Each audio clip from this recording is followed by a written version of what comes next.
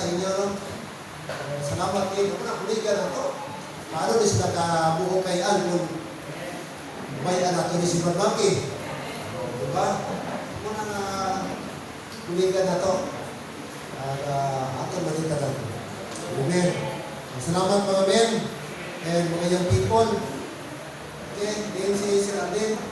Wala nyo nabisitahan si Kyle? Wala nyo nang katuan?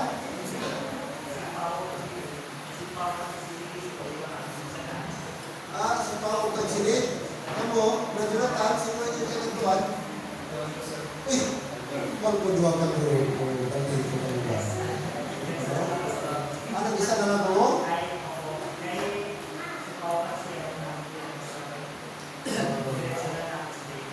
Next time si Bablin kag si Kyle, bisitahan naman. Para, kwenta ni si Dave, na magtuloy-tuloy na ni si Dave.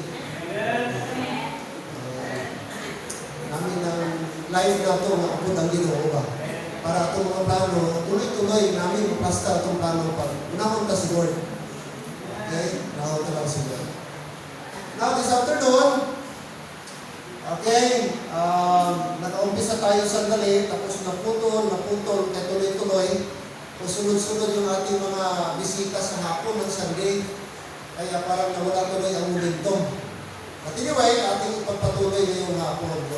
Four ministries na ating pong i-discuss, ating talakayin. Four ministries. Okay? So again, tayo please. And ating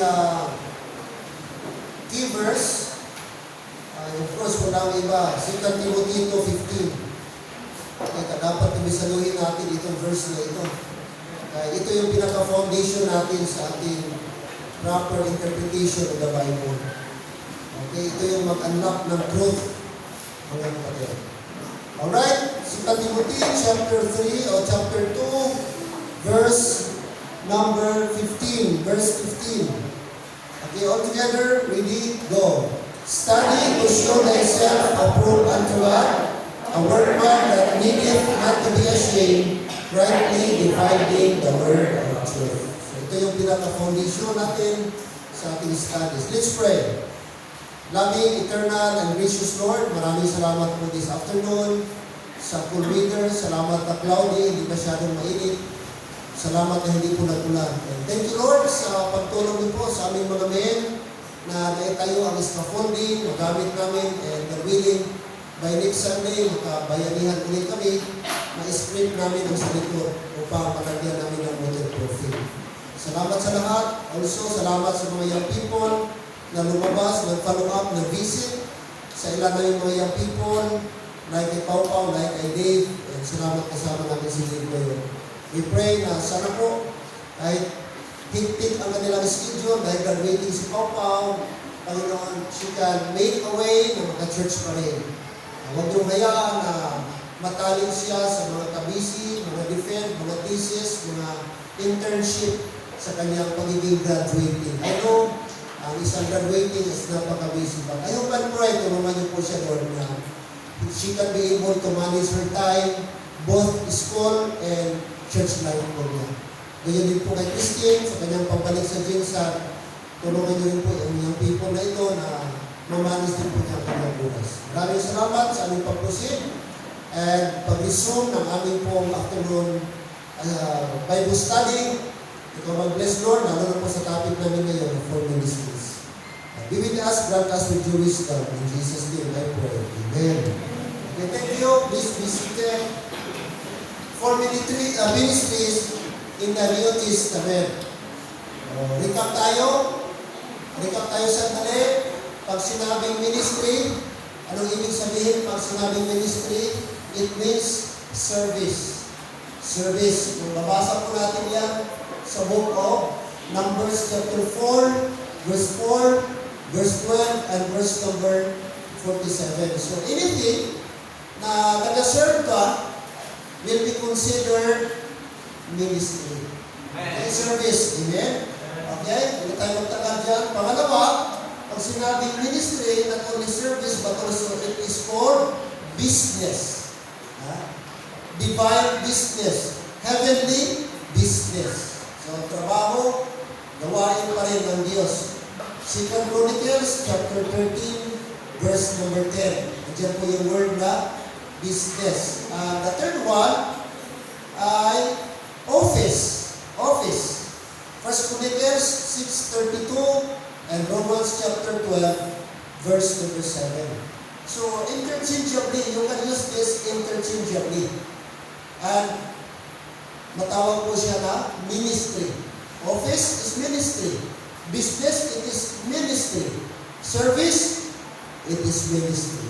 So, anything related to spiritual things, spiritual matters, heavenly things, that will be considered ministry. Okay? And next. Alright. So, the principle of ministry, or principles, no ministry without a minister. So, kailangan po ng minister para matawag na ministry. Meaning, mayroong nag-overseer, mayroong nag-lead, mayroong nag-spearhead sa isang bagay para matawag po siyang ministry. Example, doon po sa choir, dapat may overseer. Sa music ministry, may leader po bilagay ang Panginoon. Sa church, mayroong minister bilagay ang Panginoon. Back in the Old Testament, ang minister po nila, walang iba si Moses. Okay? Si Moses ang kanilang minister. Nag-minister sila sa mga tao. Alright. Next is Christ came not to be minister, but to minister. Si Jesus Christ po yung ating example about ministry. Sabi niya, hindi siya pumunta upang paglingkuran, subalit siya ay pumunta upang maglingkod. So, yun po ang ating example, si Jesus Christ. Pumunta siya dito to minister to us. No? Right. Next, natural tendency, sabi dito, when a person got saved, will render a service for the glory of God. Ibig sabihin, natural na sa Christian na mag-engage sa ministry. After tayo maligtas, ang kalooban ni Lord, ang gusto ni Lord, ang desire ni Lord, bawat sa atin makita sana sa kaniyang service. Amen? Mag-serve tayo for the purpose, for the glory of God. Apostle Paul, nung nasave si Apostle Paul, Acts chapter 9, verse 20, anong sabi niya? Lord, what wilt thou have me to do? Lord, ano po yung gusto niyong gawin ko? Yun po ang tanong ni Apostle Paul after ko siya na-save. So, same sa atin. Pag tayo na-save, automatic ang ating desire, Lord, ano po ba gusto niyong gawin ko? No? Okay, maglingkod tayo. Of course, ang kalooban ng Diyos ay magamit tayo.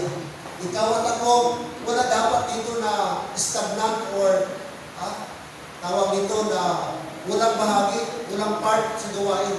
Dapat lahat tayo nag-involve. Dapat tayo may ministry. Hello? Amen. Lahat tayo dapat, mga kapatid, nag-minister. Hindi tayo ang paglingkuran, kundi tayo nag-minister. Okay? Napakasaya kung lahat tayo mag-minister. Mga kapatid. Maraming paraan kundi tayo mag-minister. Alright. Now, para saan ang ministry? Ministry to, for, unto, and in the Lord. Tandaan natin, dapat ang ministry, mag-point siya, mag-direct siya, mag-lead siya sa atin, unto the Lord. For the Lord. Okay? To the Lord. Dapat yun ang ating ministry. Wala tayo nag-engage sa ministry para i-praise ng tao. Ang ating motivation, ang ating motive para kay Lord. Nagkanta ka, nag-offering ka for the Lord. Nagbigay ka for the Lord. Naglinis ka for the Lord. Nagbigay ka ng flowers for the Lord. So dapat lahat for the Lord. Amen? Yun ang ministry mga kapatid. Alright. Now, concept. Anything, sabi dito, we directly do for the Lord and His glory. So, dapat maintindihan natin yun po ang concept ng ministry. Ang lahat natin ginagawa ay directly for the Lord and His glory. Sabi ng Colossians 3:23, Apostle Paul, And whatsoever ye do it heartily as to the Lord. Bakit ka nagbigay? For the Lord. Bakit mo ito ginagawa? For the Lord. Amen. Bakit tayo nagsusupport para sa mission? For the Lord. Bakit tayo may stewardship? For the Lord. Bakit tayo ga-visitation? For the Lord. Bakit ka nagbigay ng gospel tracts? For the Lord. Amen. And not unto men. So warning sa atin na huwag kang gagawa ng bagay para sa tao.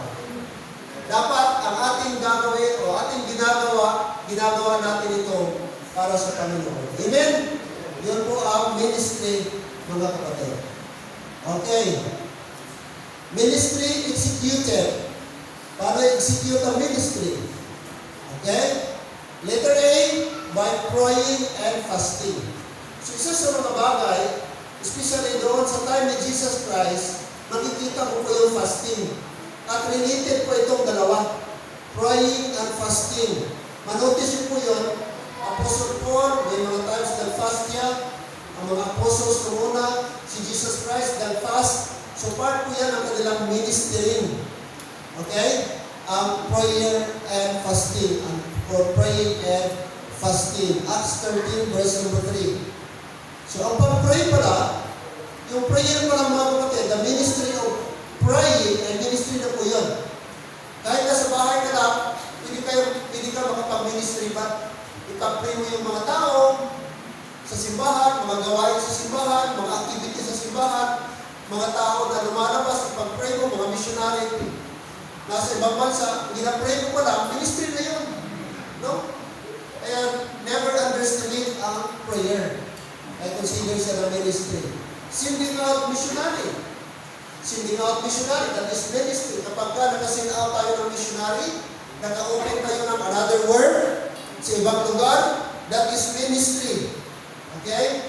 At medyo matagal-tagal na rin tayo na hindi tayo naka-send out ng missionary.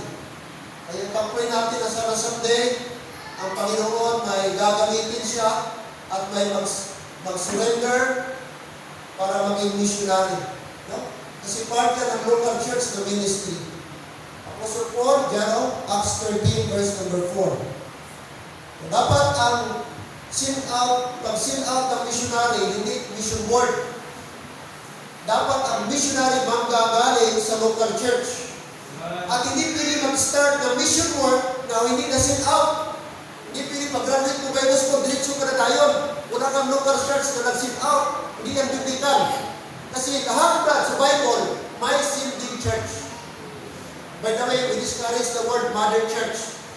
Kaya wala sa Bible yung mother church. Actually, sa Katoliko yan galing. Ang Catholic is mother ang tawag. The mother church.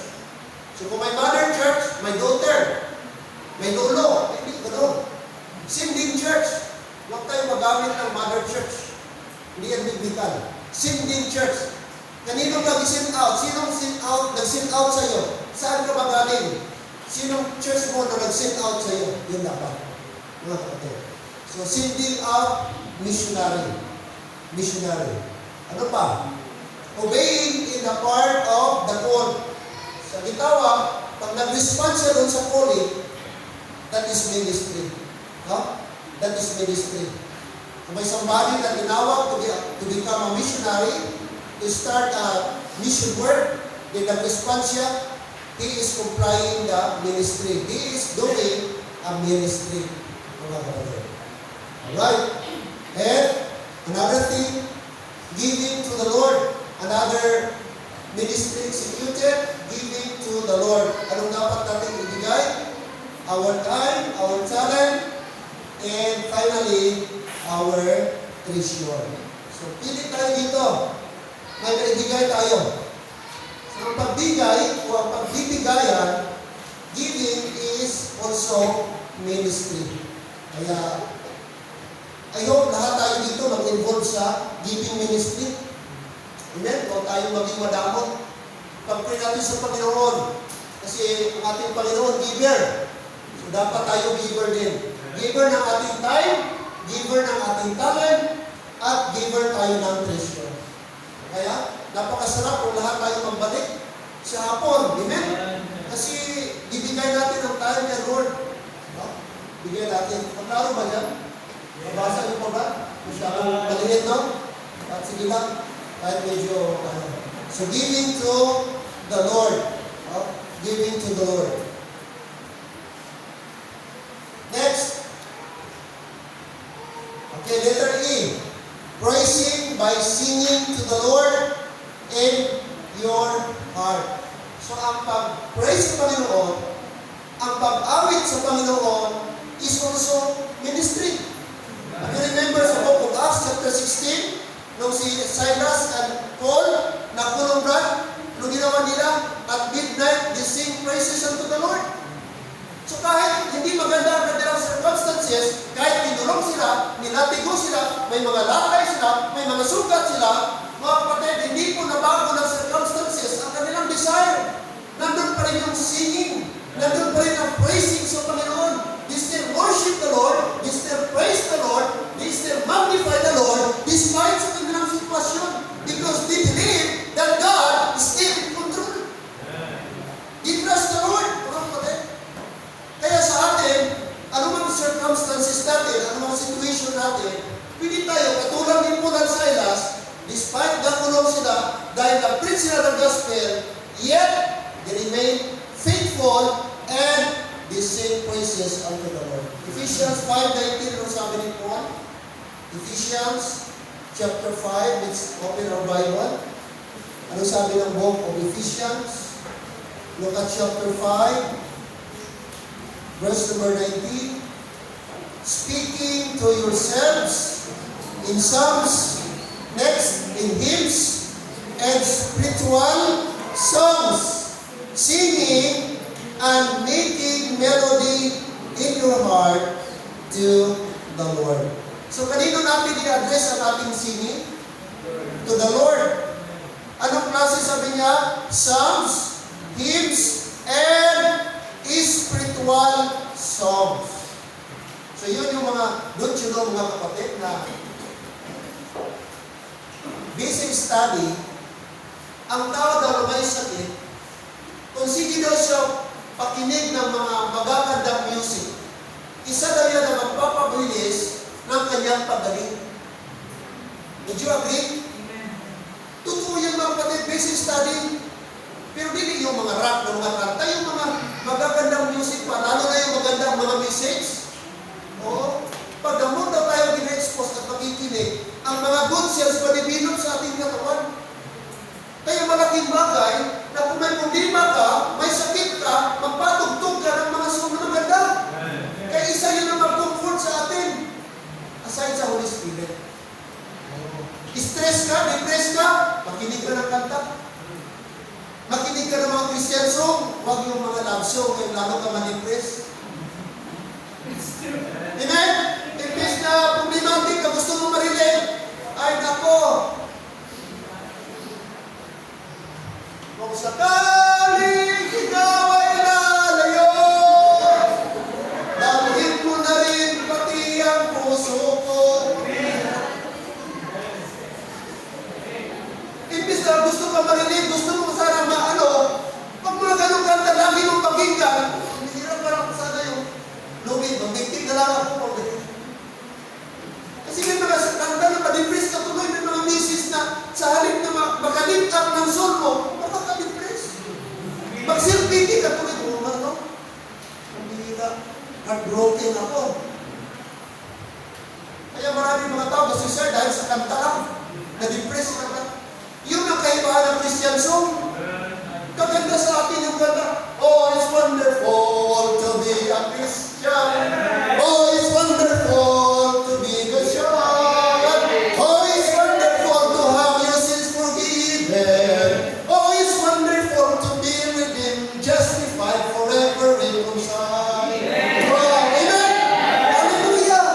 Napakaganda ng song. I know beyond the river. Na beyond this life, there is a prepared place, beautiful place, perfect place. Pinagandilog sa atin, we promise the Lord sa atin. Oh, what a blessing. Kaya sana mga kapatid, I'm so glad ang ating mga bata, mas malakas pa kayo sa inyo. Oh, pag kabisada din kayo ng kanta, bantay ka. Kaya binumulong nila, mahalang nalumapaw na, sila roy-roy, sila magkasinabot na sila, may tiliyanan nila. O, di ba? Di ba masaya ka ba? Di ba happy tayo na ating mga anak ang kanilang rantan malalaman, mga Christian song? Kaya kung ikaw, di ka magpatugtog ng Christian song, ang mga kanta mo, mga worldly song, don't be surprised. One day, ang mga kanta ang nagalabas sa baka ng mga bata mo, worldly song din. Kasi wala silang Christian song na narinig sa bahay. Kaya sa bahay, mga kapatid, ginagawa ko, mag-gitar ako, may gitar mo sa bahay, kanta-kanta kami. Oh, gusto ko may expose ang bata, ang tainga ng bata, ng mga Christian song. Kung wala ka, di ka marunong mag-gitar, o may cellphone ka man, why don't you, kadami, pwede tayo may access tayo dyan, mag-download ng mga Christian song, gospel song. Maganda yung mga kapatid, mga song. Habang gawalis ka dyan, Christian song, habang nagpusot ka dyan, di ba? Jesus paid it all to Him I owe. Sin not live a crimson stain, He was it white as snow. Di ba? Di mo lang namalayan, wala ka nakabatyang sa kapoy. Nagkapuspos ka sa kandilo, kapilti na kaitong. May kapantay nga, nung una may kumon ka, ano ni, pilti ka damon, pilti ka kapar, pero sa tungkay mo, sige ka pumati sa kanta. Mga kapatid, why mo na nagputi, naghilin na yung kandilo. Bakit? Dahil sa kanta. Amen? Blessing. Kaya huwag tayo magtamad. Huwag tayo maging tamad. Umawit para sa Panginoon. Walang na yun. Graduate na tayo doon sa mga videoke na yan, mga kapatid. Dito na tayo sa Christian song. Amen? Praising and making melody in your heart to the Lord. Why? Because that is ministry. Praising by singing to the Lord in your heart, that is ministry, mga kapatid. Next, giving thanks to the Lord. Pagbigay ng papasalamat. Now, giving testimony to the Lord is also a ministry. Kaya dapat dito sa thanksgiving or giving of thanks, dapat hindi tayo manghina, hindi tayo dapat maglaylo, hindi tayo dapat mag-stop, o dapat always tayo thankful to the Lord, na tayo po diligtas ng Panginoon, tayo po, mga kapatid, tayo kanya po, inahon doon po, sa apoy ng impyerno, na dapat doon tayo, mga kapatid. Amen. Alright, next. Okay. Submitting and serving one another in the Lord. Submission and serve one another. Hindi lang dapat ang isa. Hindi lahat tayo mag-serve, isa't isa. Maglingkod tayo. Ito ba rin yung Lord? Okay, submitting and serving one another in the Lord. Okay. Now, concept again, the foundation of every believer. Ano ang ating foundation? Okay. First is, dito tayo, ministry of the word. First ministry, mga kapatid, is the ministry of the word. Acts 6:4, let's read, ready, go. But we will give ourselves continually to prayer and to the ministry of the word. Ito yung priority ng mga apostol ni Jesus Christ. Sabi niya, hindi kami pwedeng mag-serve na lang. Maraming oras, tulad na lang.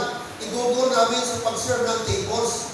Mas maina, mag-select kayo ng mga men na ang focus nila to minister doon sa mga widows na nag-neglect. Pero kami, na mga apostol, dapat mag-focus kami ang aming sarili. Kaya may ministry kami. Ang aming ministry, it is the ministry of the Word of God. Mag-preach sila, magturo sila. Yun yung mga kapatid, ministry ng mga apostles. Yun yung sinabi dito sa Book of Acts, chapter number 6, verse number 4.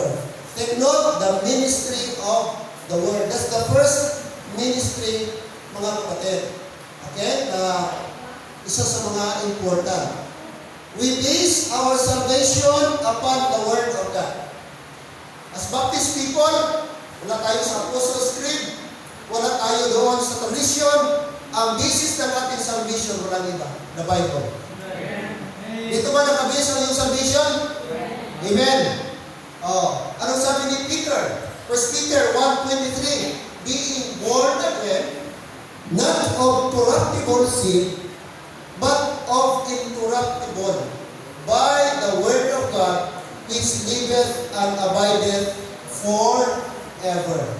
So maliwanag po dito, isabi ni Peter, nag-compare po mga kapatid ang salita ng Panginoon na isang binhi, okay? Isang seed na kung saan ay hindi po, mga kapatid, okay, nasisira, incorruptible. At yung incorruptible na yan, i-compare ko niya as ang kanyang equivalent is the Word of God na kung saan nabubuhay at nananatili magpakailanman. Liveth and abideth forever. Okay? So, Word of God is very important. Kaya pag nasumiling tayo, dapat gamitan natin ng Bible. It's good, mga kapatid, may dala ng gospel tracts. Pero it's better pa rin na magamit tayo ng Bible. I thank the Lord, kahapon sa visitation, sa unahan lang, may nabindisan kami dyan, at yung willing ng follow-up natin. At iba kasi, minsan pagsalita lang, hindi sila ma-convince. Pero pag iba ang atmosphere, iba ang dating kung mag-open ka ng Bible, lalo na kung siya ang mabasahin mo. Mas mainam, lalo na ang ginasuwiling mo, is listening, kung okay pa ang matagdad siya ipabasa mo. Para ma-convince siya na talaga nga nasa Bible na ating sinasabi. Hindi lang salita kasi siya mismo ba nakabasa at nakita niya mismo. Okay? Kaya, Word of God, no? Based upon the Word of God. Now, paano i-execute ang ministry of the Word of God? Of course, makita natin dyan, number 1, the mandate. Mandate. Okay? Meron po, kung sabi niya sunod, the motive. Next, number 3, the method. The method. So, mandate, command. The motive or intention. And then, the method. Or the motive and then the method or paraan. Now, balik tayo doon sa first, the mandate. Pag sinabing mandate, it is a command. Study to show thyself. So, a mandate or instruction, study. Study. Itong mandate, this is a legal term. Ang sundalo o ang pulis, ano ang mandate ng pulis? To uphold the Constitution and to preserve and protect the citizens. Yun ang mandate nila. To uphold the law. To uphold the Constitution. Kanilang iangat, itaas ang Constitution at preserve or protect and serve the citizen. Yan ang mandate. Sa mga pulis, sa atin na Christian, ano ang mandate sa atin? Study. Amen? Study. Lahat tayo dyan. Cover tayo. Study. Kailangan tayo mag-study. Huwag tayong maging tamad. Kung i-study tayo sa school, i-study ka kung may exam, mag-board exam, ano pa ang klase ng exam, i-study tayo. More also, with the Word of God. Amen. We need to study. Amen. Study, that's the mandate. Next. It is an authoritative command. Diyos ang nag-utos. Study to show thyself. Kaya, sana po hindi tayo guilty dito. Kung wala tayong alam sa Bible, hindi na kasalanan ng pastor. Right. Hindi na kasalanan ng Sunday school teacher. Ang failure nasa atin. Kasi hindi tayo nag-strive na meron tayong opportunity na pwede tayo mag-study. No? Kaya, sikapin natin, mga kapatid, na sana po studious tayo. No, huwag tayong maging dependent sa ibang tao ang ating learning. Pwede tayo maka-learn, yes, sa ibang tao, ibang preaching, ibang preacher. Pero isa na big factor na mag-grow tayo sa ating Christian life, tayo mismo ang mag-learn. No, tayo mismo ang mag-strive. Huwag tayong dependent. Paano tayo mag-study? By reading. Isaiah 34 verse 16. Wala tayong oras. By studying. Pangatlo, by meditating. That's one way that we are studying. Number 4, by hiding. Sabi niya, thy word have I hid in mine heart, sabi ni David, that I might not sin against thee. Ibig sabihin, ang Word of God nananatili sa kanyang puso. Number 5, by applying. Proverbs 22:17 to 21. Andiyan po yun mga kapatid. Number 6, how to study? By reading, by studying, by meditating, by hiding the Word of God, by applying in your life. Pang-anim, by obeying Romans 6:17. After mo siya nabasa, na-meditate, napag-aralan, hindi lang enough yun. Ang pinaka-importante, i-obey mo. If there is a command that needs to be followed, needs to be complied, dapat i-obey natin mga kapatid.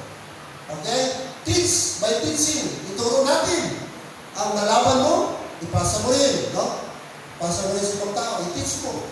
That is one way that we are studying.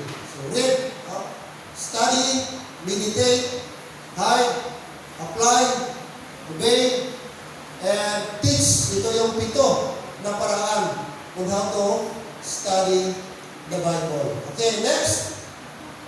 Disposito, the motive. Kanina, study. Ano ang motive? Okay? Nakita niyo po, itong may highlight. Ano ang ating, bakit tayo mag-study? So that we will be approved unto God. Amen? Not approved unto men. Ang ating approval, doon kay Lord, hindi sa tao. Ang ating intention, bakit ka nag-learn ng Bible? Bakit ka nag-study? Para approve tayo kay Lord. Amen? Approve tayo kay Lord. So ang tao pala nag-learn, nag-study, is approved unto God. Approved unto God. God's Word should be studied with, number 1, with reverence. Reverence. So dapat yan, ating i-approach natin ang Word of God na may respect, with reverence. Okay? Wala na tayo enough time na isa-isa yung basa. Isulat na lang ninyo. Kung meron kayo USB, pili nyo itong hingin para babasa ninyo ang verse. Pangalawa, God's Word should be studied with, makita niyo, mabasa niyo ba? Ano itong pangalawa? With prayerfulness. So dapat may prayer. Kaya kung i-study ka lang na hindi ka gahingi ng wisdom kay Lord, para ka lang natural man, hindi mo maintindihan. Maboard ka, wala kang excitement, wala kang joy, kasi walang illumination. Illumination is the work of the Holy Spirit enlightening your mind, showing you the truths of the Bible. So that's the work of the Holy Spirit. Kaya kailangan natin ng prayer. Okay? Ito yung prayer ni Apostle Paul sa Colossians. Dapat magkaroon sila ng knowledge and understanding.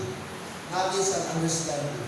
Number 3, God's Word not only, studied with reverence, studied with prayerfulness, but the third one is God's Word should be studied with diligence. Diligence. Pag sinabing diligence, consistency, tuloy-tuloy. Hindi dapat ngayon study ka, sa sunod wala naman. Dapat tuloy-tuloy, no? Consistent ang ating pag-study. Consistent ating pag-study. Non-stop, mga kapatid. Okay? Pang-apat, God's Word should be studied with meekness. Now take note, hindi po overnight ang growth. At hindi din po siya automatic na may mga bagay na maintindihan tayo. Sometimes, may mga instances na nabasa mo ngayon pero hindi mo pa naintindihan. Pero later on, sa patuloy mong pagbasa, balik-balik mong pagbasa, later on, i-reveal ni Lord kung anong ibig sabihin nun. Kaya huwag ba tayo ma-discourage pag may nabasa ka, huwag mo ka agad ba naintindihan, continuous lang. No? Continuous lang. And later on, maybe, by the help of the Holy Spirit, this is the time na makita mo na ang truths. No? So yun, studying with meekness. Ano ba? God's Word should be studied with carefulness. I-trust natin kay Lord. Proverbs 3:5. Yun po ang instruction. Okay? And number 6, God's Word should be studied with faithfulness. Faithfulness. Faithful.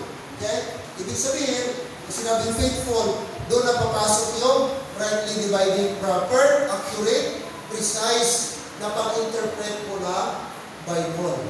Okay, magbasa muna tayo kadali. Jeremiah 23:28. Jeremiah 23:28. Okay, basa tayo. Mag-open tayo ng Bible. Jeremiah 23, verse number 28.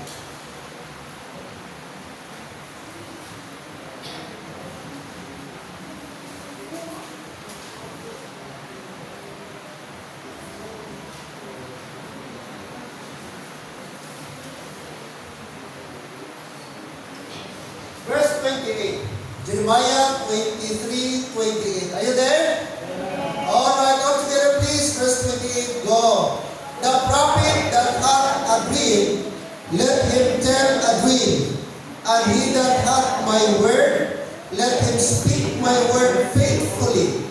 What is the chaff to the wheat, saith the Lord. So ito po yung instruction ni Prophet Jeremiah. No, dahil po para sa mga prophets din po mga kapatid. Ibig sabihin, no, mayroong warning dito ang Bible na dapat i-interpret natin ang Bible, ang kanyang salita, faithfully. Faithfully, that means properly, accurately. No? Paano natin masabi na na-interpret natin ang Bible o the Word of God, na-handle natin ang Word of God faithfully? Of course, andyan ang sagot. By separating the chaff to the wheat. Dapat daw i-separate mo ang chaff sa wheat. Iba ang chaff, iba ang wheat. Iba ang wheat sa chaff. So huwag mong paghaluin. I-separate mo. Doon po mga kapatid, papasok ito kung principle or idea po na rightly dividing. Okay? So mayroong instruction ng Bible, mayroong approach sa Bible, paano i-interpret. Separate the chaff to the wheat. Okay? Mga kapatid. Okay? So huwag natin halong-halongin ang Bible. Okay? Yung ang tawag doon, no, ilagay mo siya kung doon siya, saan siya nakabilang. Doon siya dapat, kung saan dapat siya. Huwag natin paghalongin. Take note, ang Bible, are you still listening? Ang Bible, God, divide into three, okay? 3 period. The past, the present, and the future. May nakasulat na para lang sa mga nakaraan. May mga sulat na para sa ating panahon ngayon. At may mga sulat dito na para pa lang sa hinaharap. Kaya huwag natin angkinin o huwag natin basta-basta lang, mga kapatid, nakita mo dyan sa Bible, porkit nakita at nabasa mo sa Bible, ay angkinin na natin. Salamat sa Panginoon, glory to God, dumating sa atin ang truth, dumating ang rightly dividing, naturuan tayo ba na hindi para lahat nakasulat sa Bible para sa atin. Kasi doon sa atin ba, kung muna aminin natin sa tradition na tayo, pag ano na sa Bible, sabi mo, nasa Bible yan eh. Nasa Bible yan, bakit ko hindi tanggapin nasa Bible? Yun ang pag-intindi natin. Pero may prophet, pagka hindi lahat nasa Bible para sa atin. May mga nakasulat na para lang po. Okay? Nakalimutan ko yung verse God. Pero sabi niya, thou shalt not offense the church of God, the Gentiles, and the Jew. Parang I think, book of Romans. Na hindi na natin dapat ma-offend. The church of God, the Jews, the Gentile, and the church of God. So tatlo po yung sinulatan. May para sa Gentile, may para sa Hudyo, may para sa church of God, or the body of Christ. So dapat alam natin kung saan tayo doon napabilang. Para sa atin na mga salita at mga aral po mga kapatid. Amen? Kaya, yun po ang tinatawag na, kasi pag sinabi mo na basta na sa Bible, pastor, sundin natin. O ngayon, dapat tayo mag-alay na dugo ng layo. Kung yun ang prinsipyo na pag nasa Bible, sundin natin. Hindi po mga kapatid. Kung magkakagulo po, medyo mahirap yun. Eh, salamat sa Panginoon na turuan tayo. Pang-pito, God's Word should study with obedience. Iuwi natin. Kasi sayang yung knowledge mo, ang dami mong alam sa Bible, pero di naman nakikita. Oh, di naman nakikita. Nagiging mayabang ka na pag marami ka nang alam sa Bible. Hindi po ganoon ang intensyon, hindi po ang ganoon ang motive dito. Okay? Ang motive dito para maging approved tayo sa Panginoon. At paano tayo maging approved? By studying with reverence, by studying the Bible with prayerfulness, by studying the Word of God with diligence, by studying the Word of God with meekness, with carefulness, with faithfulness, and above all, with obedience. Obedience. So, dito na tayo papasok sa method. Study, that's the mandate. The motive, approve unto God. The method, paano tayo mag-study? Walang iba. Rightly dividing. Rightly dividing. Yun ang paraan ibigay ni Lord. Paano natin i-interpret ang Bible? By rightly dividing the word of truth. Rightly dividing, it means the one great requirement of the word is grounded on the fact that it is the word of truth. So take note, ang ating pinastudihan dyan is word of truth. And this is fact, and this fact is so stated as to imply that unless the word is thus rightly divided, we shall not get the truth. Ano daw? Pag hindi natin na-studihan at na-apply ang rightly divided, mga kapatid, na approach or method sa Bible, hindi natin makita ang truth. Although andyan na yung truth, pero ang tawag doon, misplaced truth ang labas. Pag hindi natin siya nalagay sa tamang lugar, mga kapatid, and that we shall get its truth only in proportion to the vision in which we divide it rightly. Amen. Take note, ang Bible, puro yan siya truth. Amen? Are you listening? Walang mali sa Bible. Puro yan truth. Ang importante lang, ilagay natin ang truth sa tamang lagayan. Para bang puzzle, hindi ka makabuo ng puzzle pag hindi mo sundan ang pattern. Ilagay mo siya sa tamang placement niya. Hindi mo piling ilagay sa gitna yung para sa corner. At ang para sa corner, ilagay mo sa gitna. Hindi ka makabuo. Hindi mo masolve ang puzzle kung hindi mo sundan kung saan na sheet siya dapat nakalagay. Ganun din po ang Bible. Hindi natin ma-interpret properly ang Bible pag hindi tayo magamit ng rightly dividing. So yun ang paraan para ma-interpret natin properly. Misplaced truth ang tawag doon. Ang truth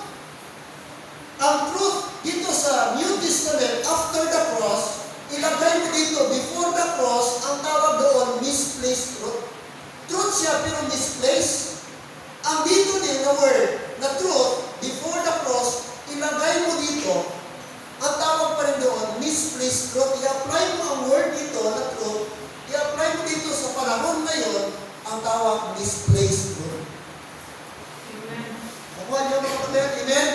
Kaya, kailangan tayo magkaroon ng division o rightly dividing, mga kapatid. So yun pong method para masolve ang confusion.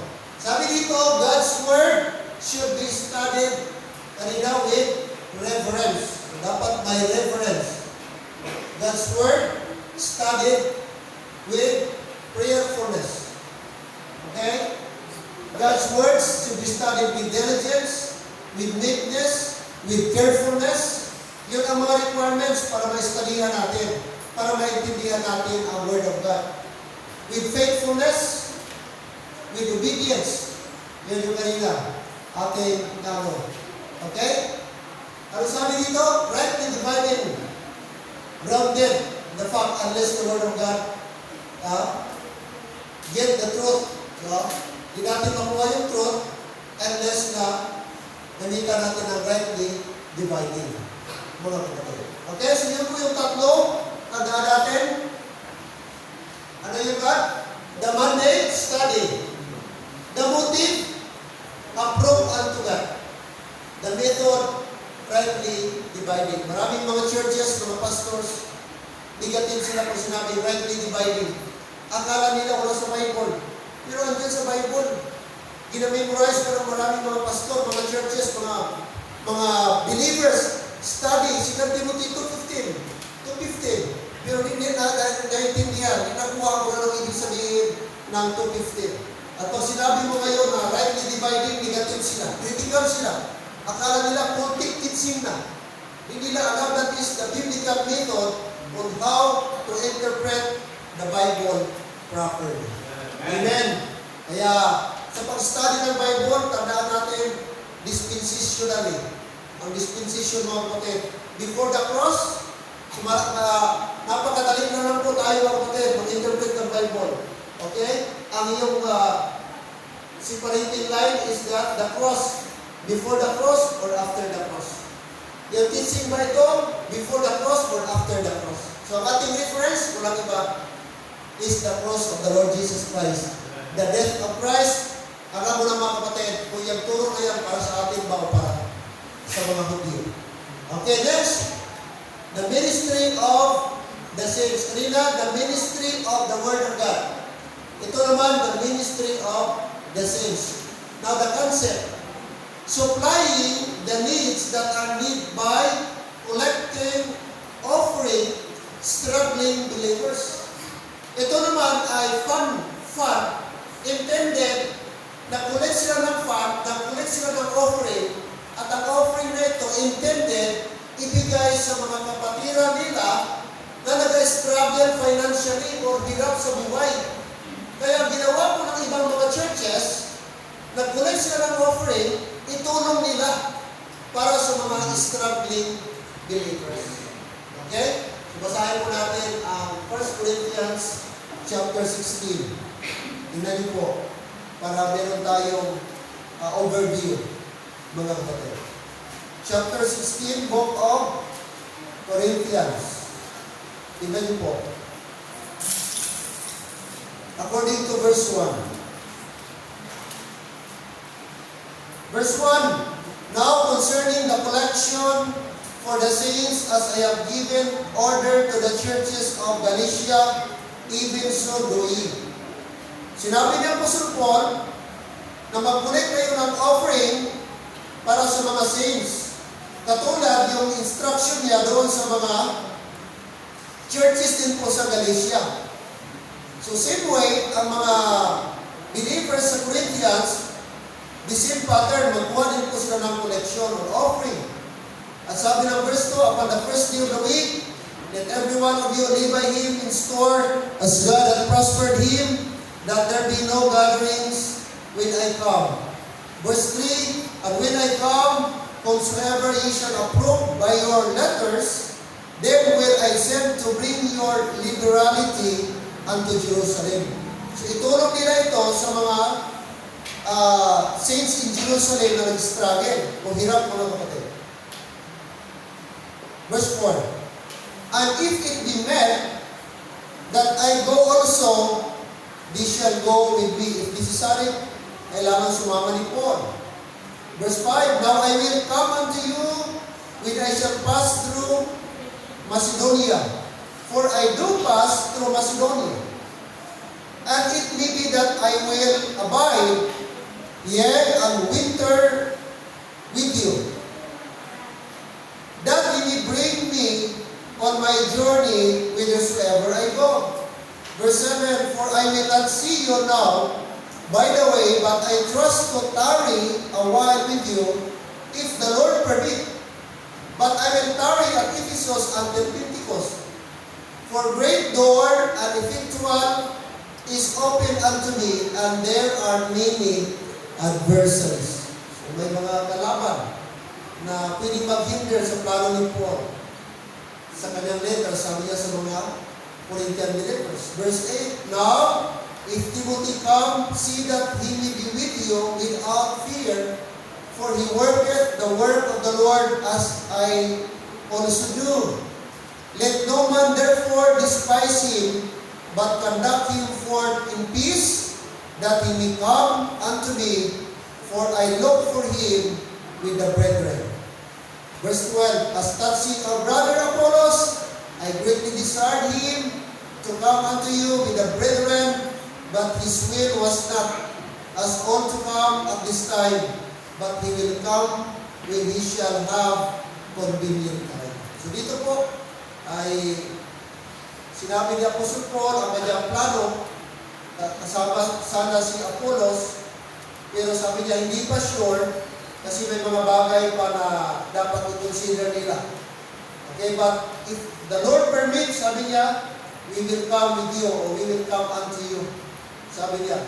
In verse number 15, I beseech you, brethren, ye know the house of Stephanas, the second believer, that it is the first fruits of Achaia,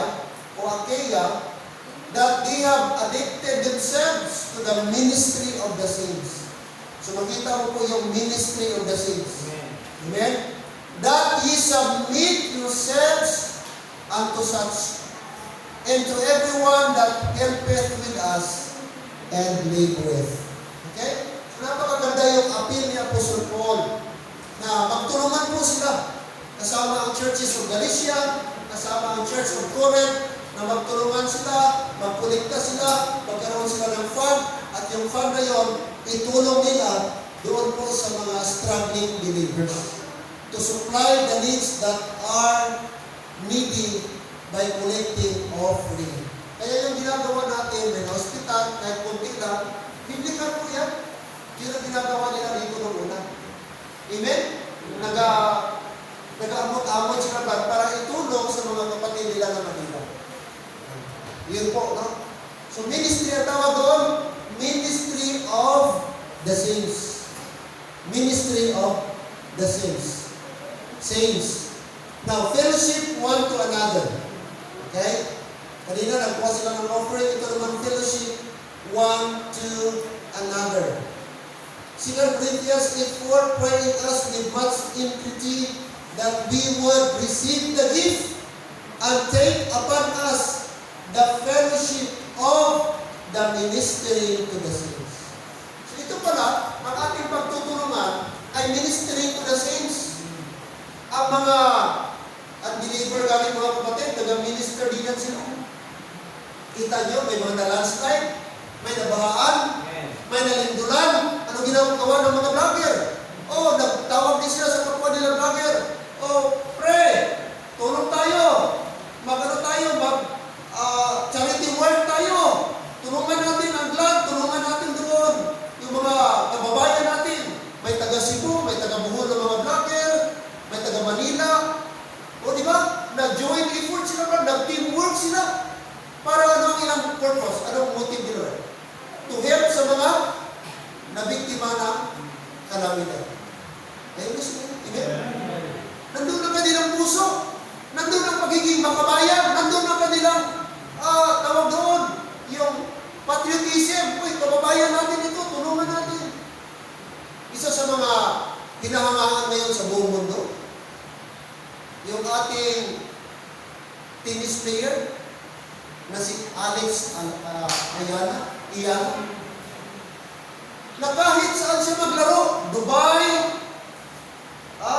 China, o Shanghai, doon sa Europe, sa France, lately lang mga kapatid, nag-champion siya sa Washington. First time niya, at first time sa history ng Pilipinas, mayroong tennis player na nagkaroon ng title, naging champion. At ano ang impression ng mga tao? Sa lahat ng mga tennis players sa buong mundo, si Alex Ayala lang ang pinakadaming supporter, pinakamaraming fans, pinakagahon na fans, mga Pilipino. Kita mo? Kasi nandun mga kapatid, kahit hindi nila kilala si Ayala, hindi sila kilala si Alex, pero bilang Pilipino, proud sila na may kababayan sila na naglalaro na international mga kapatid, na dati dominated ito ng mga US citizen, dominated ng mga European player. But for now, first time in the history, meron tayong pure Pilipino na nakaabot sa stage na yan, international elite na sport, tennis.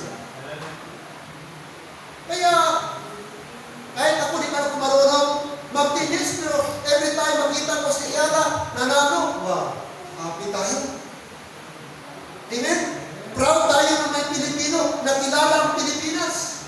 na meron tayong tennis player in the person of Alex Ian. Ano yan? Pagiging makabayan. Nandun yung support, nag-travel, Canada, ang layo, naggasto, ilang dollars. Makita lang, masuportahan lang ang laro ni Alex. Yun po ay secular. Yun po ay sa unbeliever. How much po sa atin na Christian?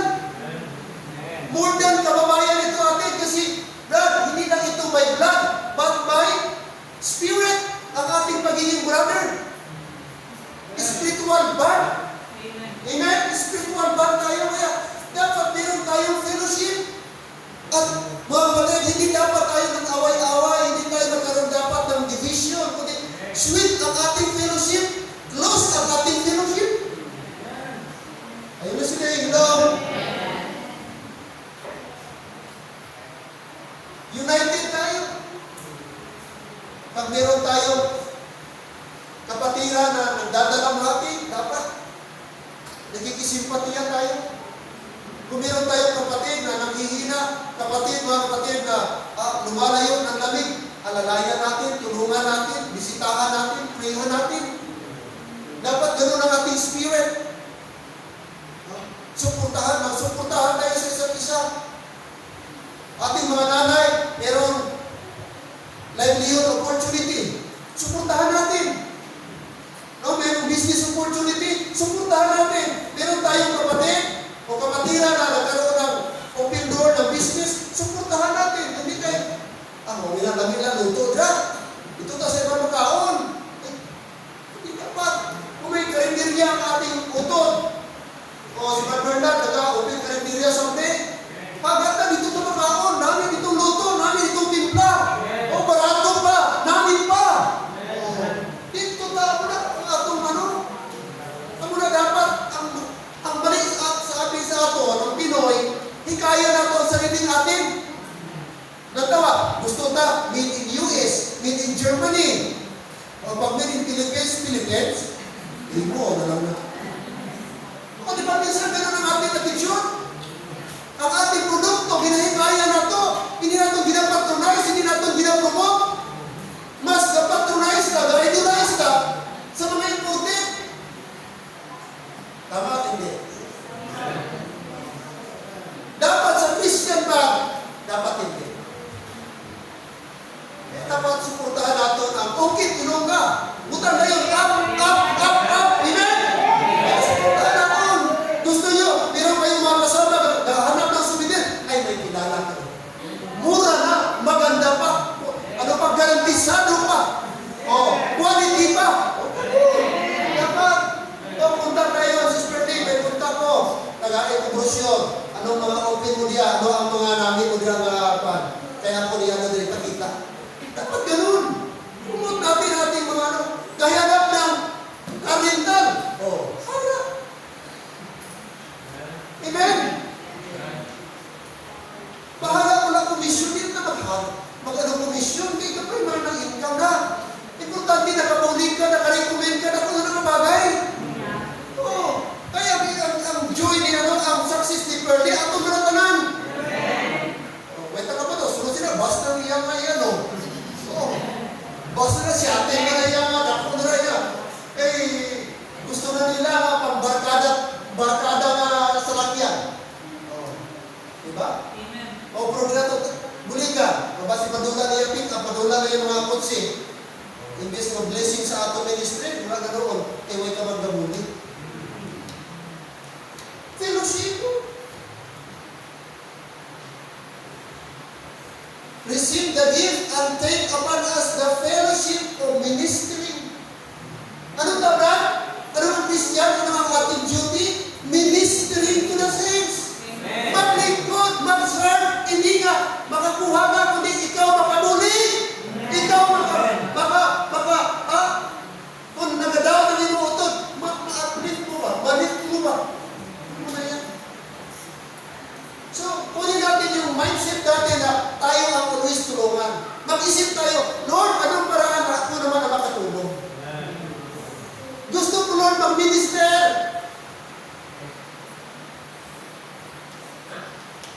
Pagdating natin sa church, yun dapat ang ating ministering to the saints. Napakaganda mga kapatid. And I believe, i-bless tayo ng Panginoon. Pag lahat ang ating mindset is ministering to the saints. You know, the ministry of the saints. Ito yung encourage the Apostle Paul sa mga believers sa Corinthians to minister. Bringing to, ano ba, ang ministry, pangatlo. Pangatlo na tayo. Kanina, ministry of the word. Ikadwa, ministry of the saints. Ikatatlo, ministry of reconciliation. Ano ang ministry of reconciliation? Bringing two separated parties back together. Ang dalawa, nagkaroon ng separation, pinagbigkis mo, binalik mo, pinag-isa mo. Yun ang ibig sabihin ng ministry of reconciliation. Binalik mo, dinugtong mo ang dalawang isang bagay na putol, nawala, nahiwalay, pinagdugtong mo, pinagpunit mo, pinag-isa mo. Yun ang ibig sabihin ng ministry of reconciliation. Amen? Anong sabi ng 2 Corinthians 5:18? And all things are of God, who hath reconciled us to himself by Jesus Christ, and hath given to us the ministry of reconciliation. So, example, mga kapatid, tayo, na-reconcile tayo. Ang taong nagkasala, naging kalaban ng Diyos. Napalayo sa Panginoon. Nasiparit tayo sa Diyos. Wala tayo without God. Without Christ tayo. Pero salamat, because of Jesus Christ, na-reconcile tayo. Notice the word, who hath reconciled us to himself. Sino nag-reconcile? By Jesus Christ. Amen? Now, sapagkat tayo po ay reconcile na through Jesus Christ, binigyan din tayo mga kapatid ng ministry of reconciliation. At sabi dito, and hath given to us the ministry of reconciliation. So yun ang ating ministry ngayon. Sa ating panahon, ang tawag dyan, the ministry of reconciliation. Na-reconcile, na pabalik mga kapatid. Okay? Now, paano ito? Anong halimbawa natin? Paano na-execute? Example, Acts chapter 8. Anong story dito? Si Philip, the evangelist, and the Ethiopian woman. Alam natin yung story. Ang hindi na nabaptize ang Ethiopian woman. Nasira niya ng gospel, nagbabasa siya sa Book of Isaiah. However, hindi niya naintindihan. Ginstein ni Philip, naintindihan niya na yung love doon, nag-refer kay Jesus Christ na nasulat sa Book of Isaiah. Nagdala siya sa kanyang sinner, and he opened not his mouth. Nag-refer sa Jesus Christ, the Lamb of God. Okay? And eventually, naintindihan niya ang gospel, gi-explain sa kanya din po ang baptism, and eventually, nag-undergo ang Ethiopian, ng baptism. So, sino ginamit ng Panginoon para reconcile? Walang iba. Si Philip. Okay? That's the example. That's the example, mga kapatid, that Philip, the evangelist, and the Ethiopian, So, tayo din po, kapag nagsungilin tayo, i-share natin ang gospel at naintindihan ng tao. Are you listening? Na makasalanan siya, na-realize niya that Jesus Christ namatay para sa kanya, na-realize niya that kung mag-trust siya ngayon sa ginawa ni Jesus Christ, masave siya. Mga kapatid, we are doing the ministry of reconciliation.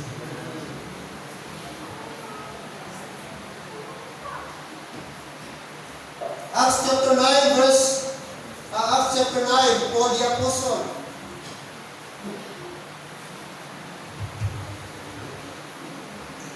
Another example. Acts chapter 10, si Peter and Cornelius. Si Peter dito na-preach. At habang nag-preach pa si Peter, mga kapatid, biglang ang Holy Spirit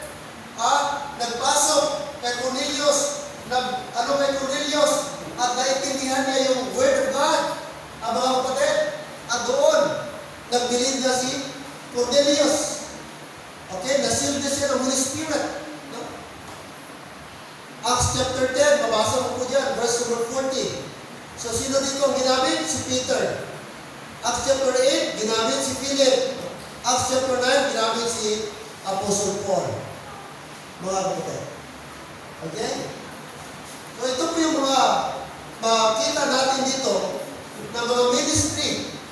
No? Mga ministry na kung saan ay binigay ng Panginoong Diyos. Now, balik tayo doon sa 1 Corinthians chapter 5. Chapter 5. Mga kapatid.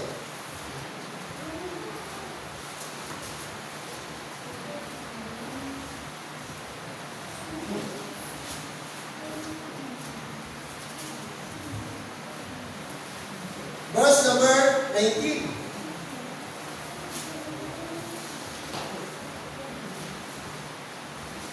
And 19, and all things are of God, who hath reconciled us to himself by Jesus Christ, and hath given to us the ministry of reconciliation. Verse 19, to wit, that God was in Christ reconciling the world unto himself, not imputing their trespasses unto them, and hath committed unto us the word of reconciliation.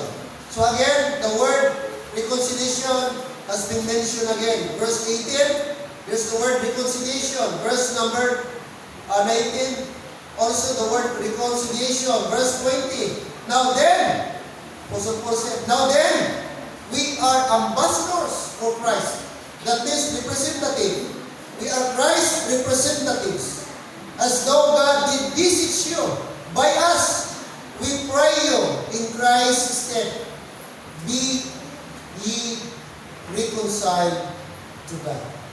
Amen? Take note, we are ambassadors for Christ. And our ministry as ambassadors of Christ is the ministry of reconciliation. So reading is the ministry of reconciliation. Teaching children, ministry of reconciliation. Giving tracts to the people, that is performing the ministry of reconciliation. When you give for missions, that is another way of ministry of reconciliation. Amen. Visitation, house to house of reading, door knocking. That is another way that we are performing the ministry of reconciliation. So anything, mga kapatid, that connected or are connected with the Word of God, the Gospel, that will be considered or that would be considered the ministry of reconciliation. Tanong, ngayong hapon, okay, are we involved in the ministry of reconciliation? Nag-promote ba tayo? Nag-engage ba tayo? Since, mga kapatid, meron pala tayong ministry of reconciliation. Now notice, and listen church, itong ministry of reconciliation hindi lang sa pastor. Itong ministry of reconciliation hindi lamang trabaho o ministry ng mga missionaries. Remember, pag saved ka, are you saved? Now, lahat tayo covered dito. Lahat tayo may ministry. And that ministry is the ministry of reconciliation. At bilang Christian, hindi tayo dapat papaya nito. Hindi ka dapat linyin itong ministry of reconciliation. Bawat member dapat involved tayo ministry of reconciliation. Saan ka man, hindi ka man siguro maka-visitation. Pero sa opisina mo, sa trabahoan mo, hindi ka makabigay ng gospel tracts. Gospel tracts. Bigay ng gospel tracts. Simple lang. That is the least that we can do in the ministry of reconciliation. Huwag mong i-despise ang gospel tracts. Kaya di mo alam na kahit sa gospel tracts pala, may mga tao pala nakatuntun ng simbahan dahil sa gospel tracts. May mga tao pala na-revive dahil lang sa gospel tracts. At maraming mga tao naka-church ulit dahil sa gospel tracts. Matagal na sila sa isang lugar, naghahanap ng church,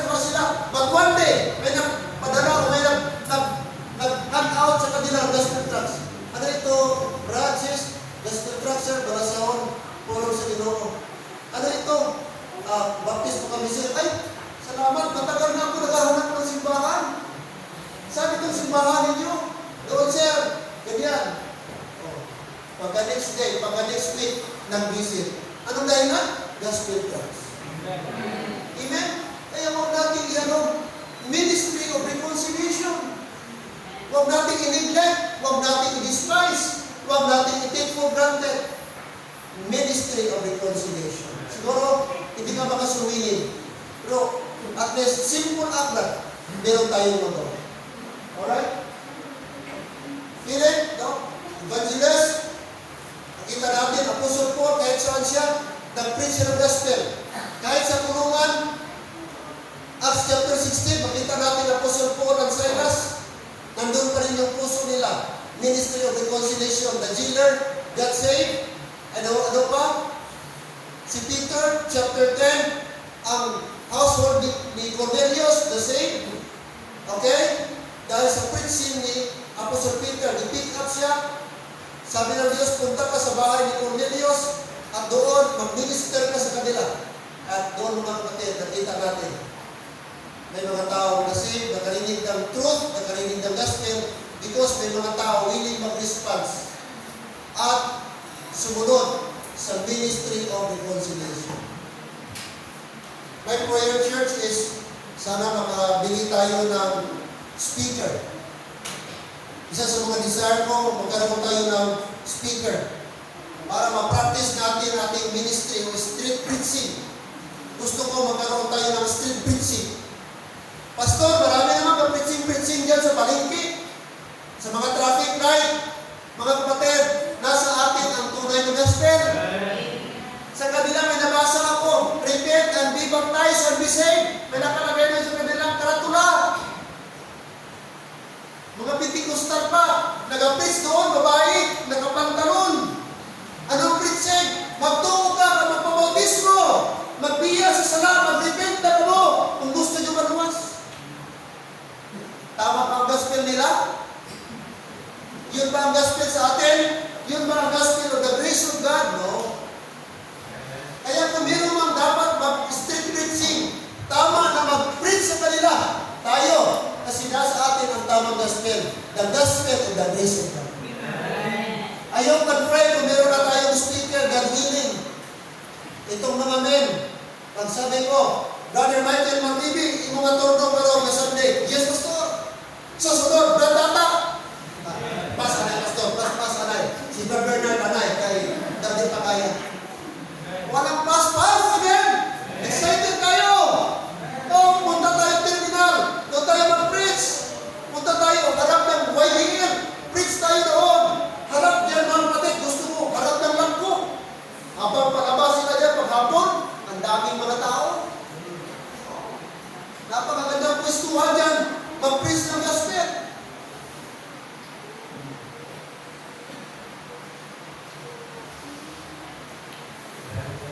Sana may sumama kay Pastor Sabre.